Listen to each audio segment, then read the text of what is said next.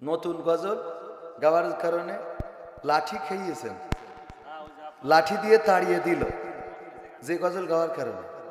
ও ওইটা যে গজল গাওয়ার কারণে লাঠি দিয়ে তাড়িয়ে দিল, ওরে লাঠি ধরিল কিনা জানি না, তাড়াইলো তাই জানি। এখন ওই যে গণতন্ত্রের গান যেটা রিকোয়েস্ট আছে যে কোন গান গাওয়ার কারণে আমার ওই সময় তনাই ছিল চলে গেছিলাম, সেই গান শোনাবো। গণতন্ত্র চিনি না আমি, জানি না গণতন্ত্র, গণতন্ত্র দেখিনি আমি, শুনেছি গণতন্ত্র। ঠিক না বেঠে? আগে গণতন্ত্র শুধু শুনতাম, দেখা যায় নাই কোনোদিন। আমার সালাম ভাই সুন্দর করে উদাহরণ দেয়, এক মুরব্বী গিয়েছে ভোট নেওয়ার জন্য, ভোট দেওয়ার জন্য যাওয়ার পরে বলছে বাবারা আমার নাম্বারটা দেখে দাও, আমি ভোট দেব। বলতেছে চাচা এত কষ্ট করে এসেছেন কেন? কয়দিন বাঁচি মরি, দেখলাম ভোটটা দিয়ে তারপরে যায়। কয় চাচা গো আপনার কষ্ট হবে দেখে ভোটটা আমরা আগেই মেরে দিস। বলছে আমি তো সকালবেলায় রওনা দিলাম, এত তাড়াতাড়ি ভোট মারা হয়ে গেল, কেমনে মারলে বাবা, কিভাবে মারলে? কয় চাচা আপনি রওনা দিয়েছেন কখন? কয় ফজর পড়ে বাড়িতে বেরোইছি। কয় আমরা তাহাজ্জুদ পড়ে তো কাম সেরে ফেলেছি। তাহাজ্জুদ পড়ে কাম সারা শেষ, চাচা যাইতে পারেন। চাচা চলে যায়, ডাক দিয়ে বলে চাচা চাচিরে যেন আবার পাঠাইয়েন না, চাচির এই বৃদ্ধ বয়সে আবার কষ্ট দিয়েন না। কয় তোমার চাচিও কি ভোট দিয়ে গেছে নাকি? কয় হ্যাঁ গিয়েছে। বলছে দেখো কত বড় নেমো খারাপ, কত বড় সুবিধাবাদ জিন্দাবাদ, এমন বুড়ির সাথে আল্লাহ যেন আমার জান্নাতেও না রাখে, এমন বুড়ির সাথে আল্লাহ যেন আমার জান্নাতে না রাখে। কয় চাচা বুড়ির পরে এত রাগ কেন? রাগ হবে না কেন? ওগো আমার বাবাজিরা, আমার স্ত্রী মরে গেছে আজ 12 বছর হয়ে গেল, এসে যখন ভোটটা দিয়ে গেছে তা আমার কি একটু দেখে যাবে না? আমার খবর কি একটু নেবে না? আমি কেমনে আছি কেমনে বাঁচি সেই খবর না নিয়ে চলে গেল রে। এই বুড়ির সাথে আমি জান্নাতেও যাইতে চাই না। এই গণতন্ত্র ছিল মুখে, আসলে বাস্তবে কোথাও গণতন্ত্র ছিল নাকি? গণতন্ত্র চিনি না আমি, জানি না গণতন্ত্র, গণতন্ত্র দেখিনি আমি, শুনেছি গণতন্ত্র। শুনেছিলাম আমি বাংলাদেশে গণতান্ত্রিক রাজা, যখন যারে মনে চেয়েছে ধরে দিয়েছে সাজা। শুনেছিলাম আমি বাংলাদেশে গণতান্ত্রিক রাজা, যখন যারে মনে চেয়েছে ধরে দিয়েছে সাজা। কাউকে দিয়েছে ফাঁসির দণ্ড, রেখেছে আয়না ঘরে, কাউকে আবার লাশ বানিয়ে ভাসিয়েছে সাগরে। ঠিক না বেঠে? আয়না ঘর প্রকাশ্যে এসেছে, ডক্টর ইউনূস উপদেষ্টা সহ যারা আয়না ঘরে নির্যাতিত হয়েছে তাদেরকে নিয়ে আয়না ঘর প্রদর্শন করে তিনি মন্তব্য করেছেন এমন ঘর এমন কুঠুরি আইয়ামে জাহেলিয়াত বলে যে কথা ছিল সেটা যেন বাংলাদেশের প্রতিটা আনাচে কানাচে কায়েম করা হয়েছিল। গণতন্ত্র চিনি না আমি, জানি না গণতন্ত্র, গণতন্ত্র দেখিনি আমি, শুনেছি গণতন্ত্র। শুনেছিলাম আমি বাংলাদেশে গণতান্ত্রিক রাজা, যখন যারে মনে চেয়েছে ধরে দিয়েছে সাজা। কাউকে দিয়েছে ফাঁসির দণ্ড, রেখেছে আয়না ঘরে, কাউকে আবার লাশ বানিয়ে ভাসিয়েছে সাগরে। করেছে এসব কিসের জোরে? ছিল কি দাতার মন্ত্র? কেমন গণতন্ত্র ছিল, কেমন গণতন্ত্র? গণতন্ত্রের আড়ালে ছিল দাদার ষড়যন্ত্র। কেমন গণতন্ত্র ছিল, কেমন গণতন্ত্র? গণতন্ত্রের আড়ালে ছিল মোদির ষড়যন্ত্র। শুনেছি আগে নির্বাচনে লাগতো টাকার নোট, দেখেছি আমরা ভোট করিতে লাগেনি কোনো ভোট। শুনেছি আগে নির্বাচনে লাগতো টাকার নোট, দেখেছি আমরা ভোট করিতে লাগেনি কোনো ভোট। ভোটের আগে পাশ হয়েছে মন্ত্রী মিনিস্টার, লাগেনি মিছিল, লাগেনি মিটিং, লাগেনি তো পোস্টার। ভোটের আগে পাশ হয়েছে মন্ত্রী মিনিস্টার, লাগেনি মিছিল, লাগেনি মিটিং, লাগেনি তো পোস্টার। নির্বাচন কমিশন ছিল ইন্ডিয়ান কোন যন্ত্র। কেমন গণতন্ত্র ছিল, কেমন গণতন্ত্র? গণতন্ত্রের আড়ালে ছিল দাদার ষড়যন্ত্র। কেমন গণতন্ত্র ছিল, কেমন গণতন্ত্র? গণতন্ত্রের আড়ালে ছিল মোদির ষড়যন্ত্র। বিরোধী দল যারা সংসদে ছিল তারা ছিল পোষা ময়না, দেশ জলে পুড়ে হয়েছিল ছাই তবুও তো কিছু কয় না।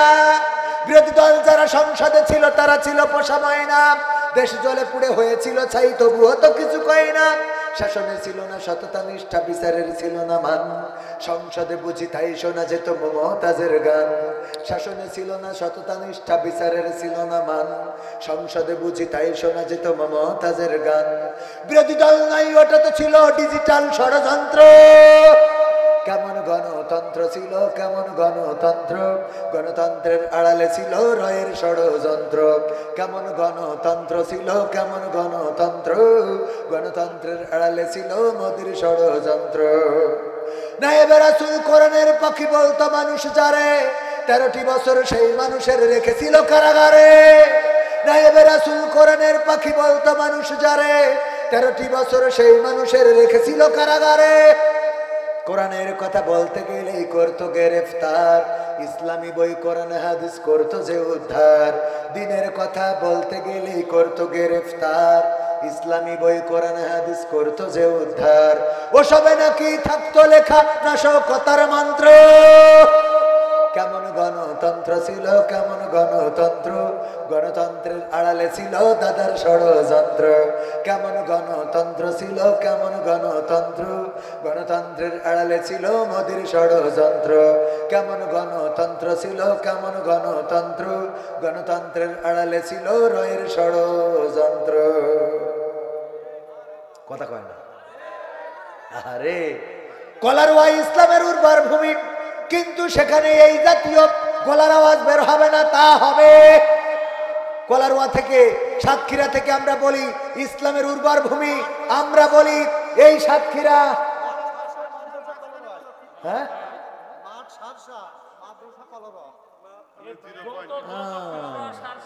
এ তো বেকায়দা অবস্থা। সাউন্ডও কলারওয়া। আরেকজন একশো নেন, ও তালিয়া ভুল হয়ে যাচ্ছে বারবার। আর ভাই বসার কি কথা বলবো না, মনে করিলাম আপনাকে একটা ঝাঁকানি দিয়ে দেখবো, তাই গলায় কিরাম জোর দেখবো, টেস্ট করবো, যাতে প্রধান বক্তা একটা এনার্জি পাই দেখবো। যেহেতু 2 থানার, কলারওয়া সারসা, মাঝখানে মাদ্রাসা সারসায়, মাহফিল হচ্ছে মাদ্রাসা কলারওয়ায়, মাহফিল হচ্ছে সারসায়। শুধু তাই না তো, সারসা হইলো আবার যশোর জেলার মধ্যে, আর কলারওয়া সাতক্ষীরার মধ্যে, মানে 2 জেলার মাহফিল। ঠিক না বে ঠিক? তাহলে আওয়াজ সেরকম হওয়ার দরকার আছে না? 1952 সালে আমরা রক্ত দিয়ে প্রমাণ করেছিলাম, রক্ত দেব জীবন দেব। সালাম, রফিক, শফিক, জব্বার, বরকত, তারা জীবন দিয়ে প্রমাণ করেছিল আমরা রক্ত দিতে জানি, জীবন দিতে জানি, পিস ঢালা কালো পথ রক্তে রঞ্জিত করতে জানি, কিন্তু মায়ের ভাষার অধিকার ছেড়ে দিতে জানি না। এর থেকে ওবায়দুল কাদের বললো ভালো, ঠিক একটু জোরে বলা যাবে না? 1971 বুকের তাজা রক্ত ঢেলেছিলাম, 9 মাস লড়াই করেছিলাম, শহীদ হয়েছিলাম, ইজ্জত হারিয়েছিলাম, তারপরেও দেশের মানচিত্রের মাটি ছাড়ি নাই। হানাদারদেরকে বুঝিয়ে দিয়েছিলাম তোমরা মারতে চাও মারতে পারো, কাটতে চাও কাটতে পারো, কিন্তু আমাদের সিদ্ধান্ত হলো বাংলাদেশের মানচিত্র উদ্ধার করেই তারপরে ক্ষান্ত হব। প্রমাণ করেছিলাম জীবন দেব, মানচিত্র দেব না, রক্ত দেব, দেশের মাটির অধিকার ছেড়ে দেব না। কিছুটা হয়েছে। সর্বশেষ 3 নম্বর, 2024-এ ছাত্র জনতার আন্দোলনে আমরা রাজপথে নেমেছিলাম। এখানে আবার সেই কুটা এখানে এখনো রয়েছে, এই কুটা দূর করার জন্য নামেছি এখানে কুটা। 2024-এ ছাত্র জনতা বৈষম্য বিরোধী আন্দোলন করেছিল। বাংলাদেশে যেন কোটার ভিত্তিতে সবাই সুযোগ সুবিধা বেশি না পায়, তার জন্য রাজপথে নেমে প্রমাণ করেছিল তোমরা আমাদের মারতে চাও মারতে পারো, কাটতে চাও কাটতে পারো, জেলে দিতে চাও জেলে দিতে পারো, অপহরণ করতে চাও করতে পারো, তবে সিদ্ধান্ত একটাই, এক দফা এক দাবি, স্বৈরাচার কবে যাবি? এই বাংলাদেশে স্বৈরাচারের ঠাঁই হবে না, বাংলাদেশে স্বৈরাচারীদের আস্তানা রাখা হবে না, গুড়িয়ে দেওয়া হবে। ছাত্র জনতা আমার শান্ত মুগ্ধ আবু সাইদ রক্ত দিয়ে প্রমাণ করেছিল আমাদের রক্ত যদি রক্তে নদী ভেসে যায়, সাগর ভেসে যায়, তারপরেও রক্ত দেওয়া বন্ধ হবে না যতক্ষণ স্বৈরাচার স্বৈরাচার পালাবে না। আর সেই সিদ্ধান্তে বাংলাদেশ থেকে স্বৈরাচার দাদার দেশে পালিয়েছিল, বলেন ঠিক কিনা?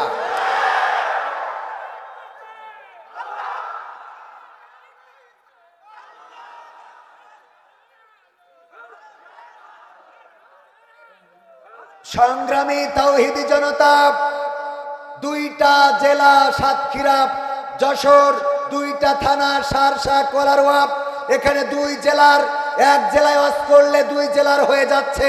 দুই জেলার তাওহীদি জনতাকে বলতে চাই, আমি যশোরের, আপনারা যারা সাতক্ষীরার, দুই জেলার তাওহীদি জনতাকে সিদ্ধান্ত নিতে হবে। তাওহীদি জনতা নিয়ে এক উপদেষ্টা কটাক্ষ করেছিল, আমরা প্রমাণ করে দিয়েছি। পরের দিন তিনি আবার উল্টো ওয়াজ শুরু করেছেন, উপদেষ্টা হইলেই তাওহীদি জনতার বিপক্ষে যাওয়া যাবে। এই তাওহীদি জনতা সিদ্ধান্ত নিতে হবে। 1952-তে, 1971-এ, 2024-এ যেমন রক্ত দিয়েছি, আগামীতে আল্লাহর জমিনে আল্লাহর দ্বীন কায়েমের জন্য ইসলামী আন্দোলনের নেতারা যদি ডাক দেয়, কোরআনকে বুকে ধারণ করে রাজপথে ঝাঁপিয়ে পড়তে হবে। যদি বাতিলের বুলেট আমাদের বক্ষ ভেদ করে, যদি আমাদের রক্তে সাগর ভেসে যায়, রক্তে যদি রঞ্জিত হয় এই সাতক্ষীরা যশোরের জনপদ, সেই রক্তের সাগরে সাঁতার কেটে কেটে একটি রক্তাক্ত বিপ্লবী কালেমার পতাকা বাংলার জমিনে উড়ানোর পরেই ক্ষান্ত হব। এই সিদ্ধান্তে রাজি কারা কারা দেখতে চায়?